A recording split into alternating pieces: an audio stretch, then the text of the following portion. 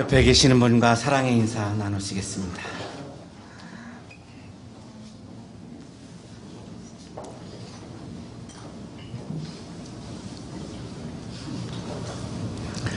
은중관 교수님은 우리나라에서 기독교 교육 학자로서는 가장 존경받는 그런 분이고요. 기독교 교육 학문을 우리나라에서는 거의 처음에 개척을 하셨습니다. 연세대학교에서 신학부에서 교수를 하셨고, 실천신학대학원을 세워서 총장을 하시다가 지금은 이제 연로하셔서 이제 은퇴를 하셨습니다.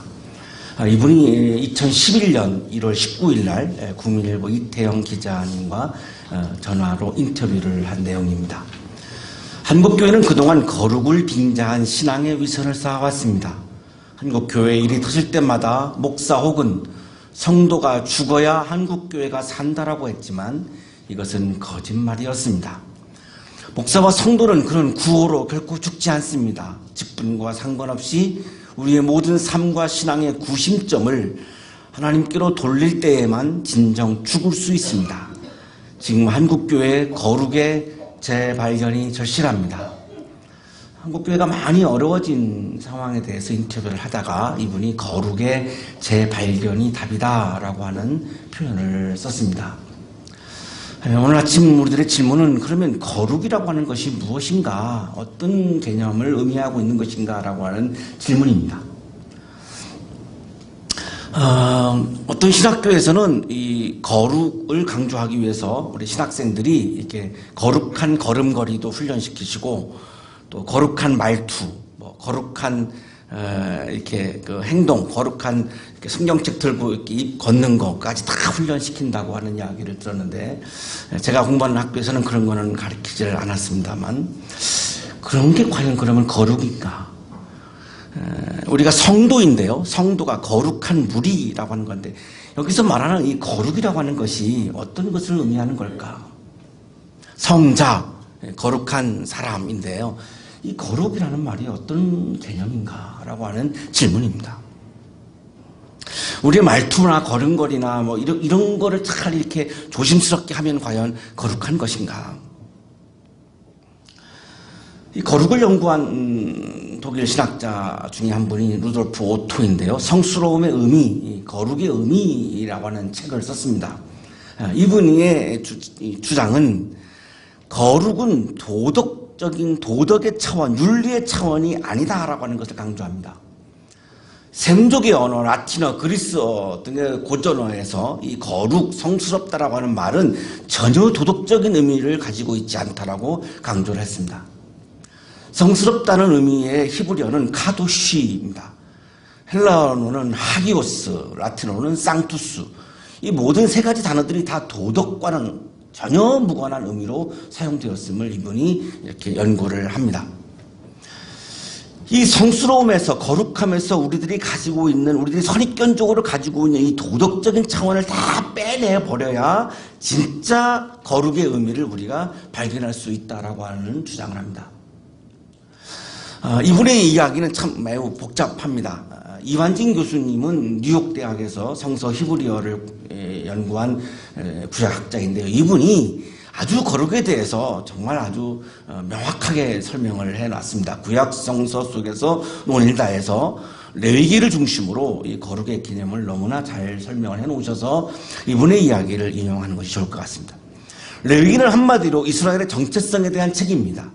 레위기에 가장 많이 나오는 정결한과 부정한이라는 말은 위생적으로 깨끗하거나 더럽다는 말이 아니죠. 거룩하다라고 하는 말은 도덕적인 차원이 아니다라고 하는 거고요. 이완진 교수님은 거룩하다라고 하는 것은 깨끗하다라고 하는 의미는 아니라는 겁니다. 공동체가 정해놓은 범위 안에 있느냐 밖에 있느냐 하는 문제입니다. 곧 경계의 문제입니다. 이완진 교수는 거룩은 경계의 의미다라고 주장합니다. 달리 말해 이스라엘의 정체성 또는 주체성의 문제를 다루고 있는 책이 레위기입니다. 경계 안에 있어야지 내가 주체가 확보되지만 경계 바깥으로 나가버리면 내 주체성을 잃어버릴 수밖에 없다라고 하는 거죠. 그래서 이 거룩이라고 하는 것은 경계 안에 있느냐 밖에 있느냐라고 하는 의미로 해석을 합니다. 레위기 하면 떠오르는 생각이 거룩이라는 말인데 이 말 역시 정결한과 부정한이라는 개념과 마찬가지로 이스라엘의 주체성과 정체성을 가리키는 말입니다.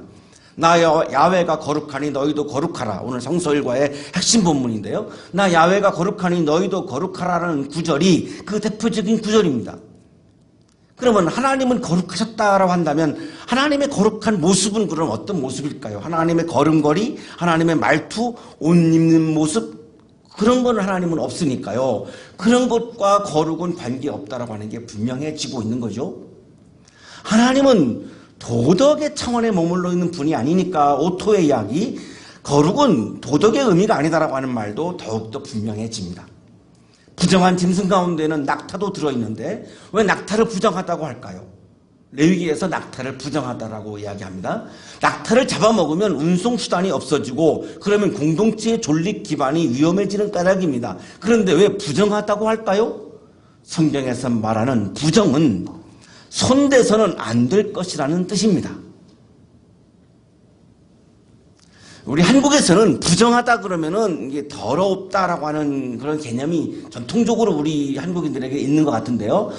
구약 성경에서 특히 레위기에서 부정하다라고 하는 말씀의 의미는 더럽다라고 하는 의미가 아니라 손대서는 안 된다라고 하는 뜻이라는 거죠. 터부입니다.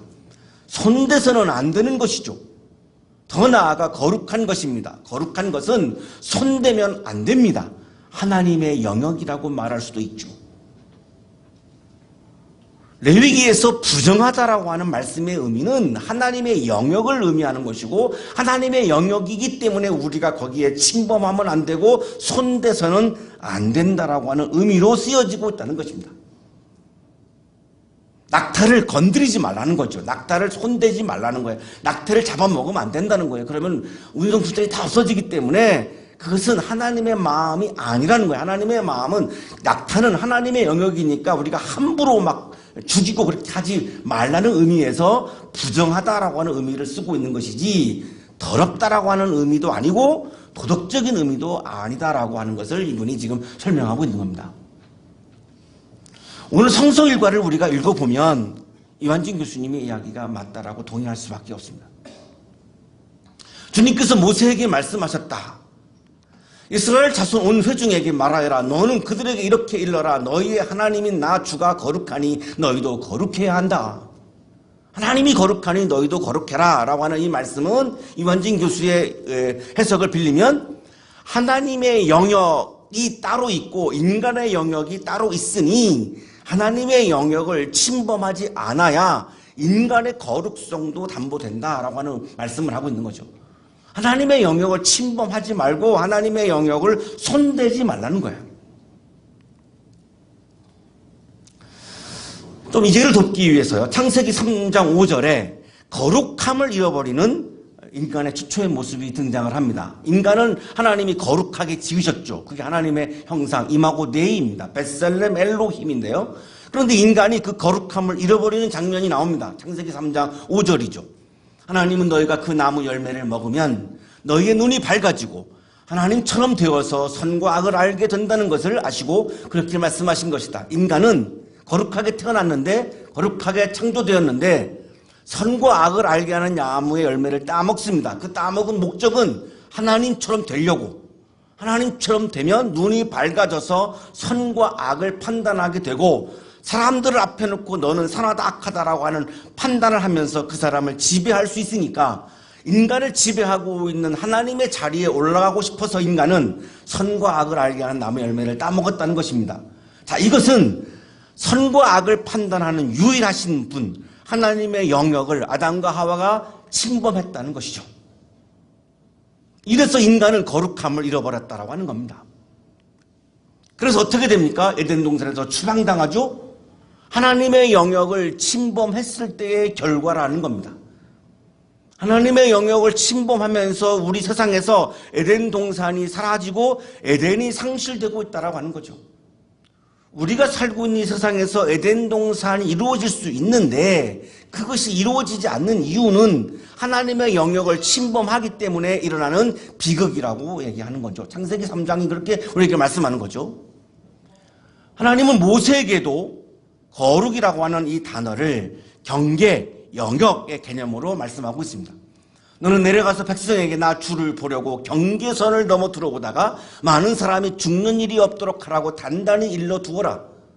출애굽기 19장 21절에서 하나님은 모세를 만나서 히브리인들이 경계선을 들어오지 말아라.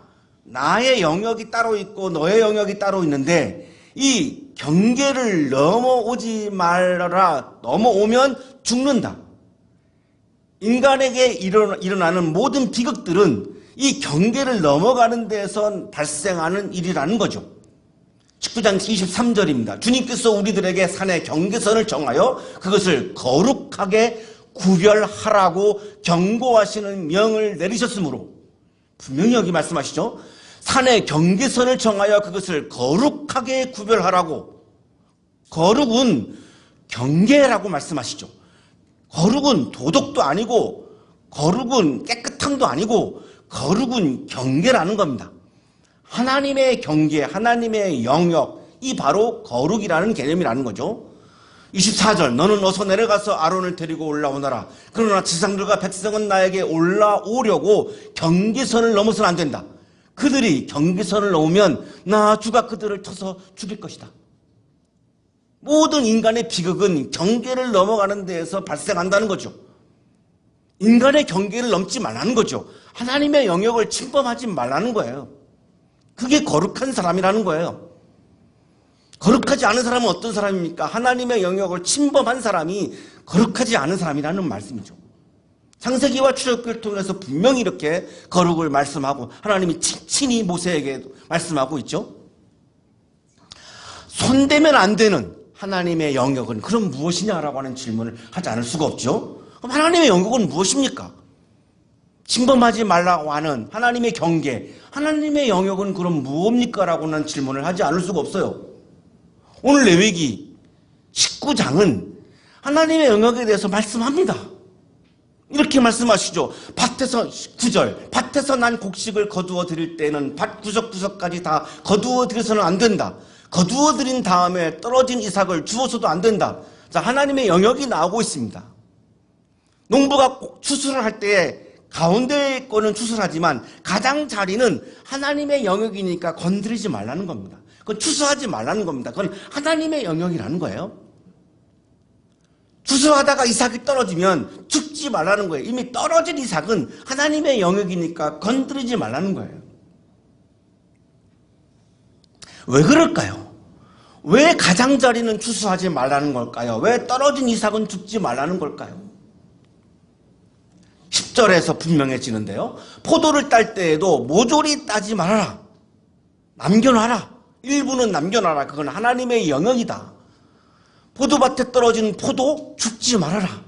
떨어진 포도는 포도알은 하나님의 영역이니 건드리지 말아라. 그것은 하나님의 영역이다. 왜 하나님은 이렇게 하나님의 영역을 확보하려고 하실까요? 그 다음 본문에 나오죠. 가난한 사람들과 나그네 신세인 외국인 사람들이 줍게 그것들을 남겨두어야 한다. 내가 주 너희의 하나님이다. 이 말씀을 하시면서 내가 하나님이야, 너희의 하나님이야, 나의 경계가 있어, 나의 영역이 있어 라고 하는 것을 이렇게 강조하고 계시는 거죠. 건드리지 말라는 거예요. 가장자리는 건드리지 말라는 거예요. 떨어지는 것은 건드리지 말라는 거예요. 그게 하나님의 영역이라는 거예요. 하나님의 경계라는 거예요. 제가 24살에 신학대학을 졸업하고 첫 목회를 충청남도 성안에 갔습니다. 영광교회였는데요. 갔는데 불난교회였습니다. 그래서 예배당이 없어서 마을회관을 빌려서 예배를 드리고, 마을회관을 또 마을 분들이 쓸 때에는 이 마당에서 이렇게 그냥 이렇게 예배를 드리고, 그러다가 1년 만에 한 30명 정도 되는 교인들하고 힘을 모아가지고 25평짜리 예배당을 지었습니다. 지금 보시는 예배당이 그때 지은 예배당이고, 얼마 전에 몰래 가봤더니 아직도 저희 예배당이 그대로 예배당으로 쓰고 있더라고요. 들어가서 기도하고 감사헌금하고 이렇게 몰래 하고 왔는데, 교인이 한 30명 되고요. 거의 다 뭐 할머님들이죠. 할머님들이고, 어느 날 한 아주머니가 70이 거의 다 돼가는 한 아주머니가 새신자로 오셨어요. 야, 이 시골교회에서 새신자가 오는 것은 정말 거의 불가능한 일인데 오신 거죠. 그래서 예배를 끝나고 이제 이렇게 상담을 하는데 어떻게 오셨어요? 그러니까 이사를 왔대요. 혼자요? 그랬더니 예, 가족이 자기 혼자라고. 어디서 오셨는데요? 서울에서 왔어요. 어떻게 해서 여기까지 오셨어요? 그랬더니 이 아주머니가 하는 말이 농촌에 오면 혼자서는 떨어진 이삭과 떨어진 포도만 먹어도 1년 먹고 살아요. 제가 정말 막 감동을 받았어요. 시골 사람들이 떨어지는 이삭을 줍지 않는다는 거예요. 떨어지는 포도를 줍지 않는다는 거예요. 그것은 땅이 없는 사람들의 몫으로 놔둔다는 거예요. 짐승들의 몫으로 놔둔다는 거예요. 저는 몰랐어요, 그거를. 저 같으면 막 다 떨어진 거 끝까지 다 알뜰하게 줄 것 같아요. 아까워서. 근데 농부들이 그렇게 하지 않는다는 거예요. 레위기 말씀을 읽다가 이 마을 사람들은 이 말씀을 이미 실천하고 있구나. 정말 존경스러웠어요. 하나님의 영역을 건드리지 않는구나, 이분들은. 하나님의 영역을 가난한 사람들이라고 말씀하시고 나서 그 다음 이웃에게로 하나님은 확대하십니다. 이웃이 하나님의 영역이라고 말씀합니다. 도둑질하는 사람, 이웃을 속이는 사람, 사기치는 사람은, 이웃을 속이는 사람은 거룩한 사람이 아니라는 겁니다. 아무리 예배를 잘 드려도, 아무리 11조를 해도, 아무리 철야 기도를 해도 이웃을 속이면 그 사람은 거룩한 사람이 아니라고 말씀하죠. 왜? 하나님의 영역은 그런 행위들을 말하는 것이 아니라 하나님의 영역은 가난한 사람, 더 나아가서 이웃이 하나님의 영역이라고 말씀하는 거죠. 하나님의 이름을 빌려다가 맹세하는 사람, 거룩한 사람이 아니라고 말씀하죠. 이웃을 억누르거나 이웃의 것을 빼앗거나 이웃의 품삯을 주지 않는 사람, 거룩한 사람이 아니라는 겁니다. 듣지 못한다고 함부로 그 사람을 저주하는 사람, 눈이 안 보인다고, 앞이 안 보인다고 일부러 골탕 먹이려고 그 앞에다가 막 앞전 같은 거 막 놓는 그런 사람들, 거룩한 사람이 아니라는 겁니다. 옛날 생각이 나는 분이 한 3분 있는 것 같아요. 옛날에 그런 장난하신 분이 딱 보니까 3분 눈에 띕니다. 재판할 때 공정하지 않게 하는 사람, 거룩한 사람이 아니라는 겁니다. 가난하다고 두둔해서도 안 되고, 세력이 세다고 편들어서도 안 되고, 재판은 공정하게 해야지 그 사람이 거룩한 사람이라고 얘기하는 거죠. 이 사람 저 사람에게 남을 헐뜯는 말을 하는 사람, 거룩한 사람이 아니라는 겁니다. 우리 교회는 이런 문제가 없는데 일반 교회는 이 문제 때문에 참 심각합니다. 서로가 3, 4, 5 모이면 큰 남 헐뜯는 게 재미고, 그거를 통해서 어떤 나의 어떤 의로움을 이렇게 확인하고, 이래서 교회가 막 서로가 갈등이 많이 생기고, 이걸 또 다 전하잖아. 서로가 전하다 보면 누가 이렇게 당신한테 이렇게 말하는데 이러면 또 막 싸움 나고, 목사한테 또 이거 판단해달라고 오면 이 사람 편들 수도 없고 저 사람 편들 수도 없고, 참 이런 상황이 굉장히 일반 교회는 많은데요. 남을 헐뜯는 거 거룩한 사람이 아니라는 겁니다. 이웃을 위태롭게 하면서까지 내가 이익을 추구하는 사람, 거룩한 사람이 아니라는 겁니다. 동족을 미워하는 마음을 품는 사람, 거룩한 사람이 아니라는 겁니다. 우리가 통일을 해야 되는 신앙적 이유가 여기 있는데요. 이 동족을 미워해야만 하는 이 상황이 참 우리는 비극인 겁니다. 동족을 미워해야 하는 이 사실이, 이 현실이 우리에게는 비극이에요. 근데 동족을 미워하면 거룩한 것이 아니라고 말씀하거든요. 한 백성끼리 앙심을 품고 원수 갚는 거, 한 동족끼리 전쟁하는 거, 이거는 거룩한 것이 아니라는 거예요. 결정적으로 거룩의 핵심을 하나님 이렇게 말씀하시죠. 다만 너는 너의 이웃을 내 몸처럼 사랑하여라. 거룩한 사람은 이웃을 사랑하는 사람이라고 말씀하잖아요. 왜 그럴까요? 하나님의 영역이 이웃이라는 거예요. 이웃은 하나님의 영역이기 때문에 내가 건드릴 수 없다는 거예요. 내가 침범해서는 안 된다는 거예요. 나이가 어리다고, 성이 다르다고, 인종이 다르다고, 학력이 낮다고, 키가 작다고, 눈이 작다고 그렇게 막 함부로 하면 안 된다는 거예요. 어떤 이유로도 모든 이웃은 하나님의 영역이기 때문에 내가 함부로 대하고 함부로 말하고 내가 함부로 그 사람을 건드리고 내가 함부로 그 사람을 막 대하고 그러면 안 된다는 거예요. 그건 거룩한 사람이 아니라는 거예요. 가난한 사람들은 하나님의 영역이기 때문에 건드리지 말아라 라고 말씀하신 다음에 이번에는 가난한 사람뿐만이 아니라 모든 이웃은 하나님의 영역임을 강조하시죠. 사랑을 실천하는 사람이, 사랑의 실천자가 거룩한 사람이라고 말씀하고 있는 겁니다.